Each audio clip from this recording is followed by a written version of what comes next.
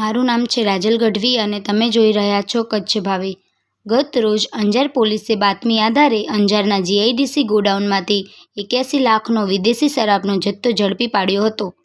આ સમગ્ર મામલે અંજાર પીઆઈ AR ગોહિલે વિગતો આપતા જણાવ્યું હતું કે તેમને બાતમી મળી હતી કે જીઆઈડીસીના ગોદામ નંબર 69માં રાજસ્થાનના લિસ્ટેડ બુટલેગર અનિલકુમાર બુધારામ બિશ્નોઈ, નરેશકુમાર, કાલુરામ, દેવારામ પ્રેમારામ, દિનેશકુમાર, સાગરરામ, દિનેશ મોહનલાલ બિશ્નોઈ તથા સુનિલ જગદીશ પુરોહિતે સુનિલકુમાર મોહનલાલ બિશ્નોઈના કબજાના ગોદામમાં સાગરીતો સાથે મળી વિદેશી દારૂનો જથ્થો ઉતાર્યો છે।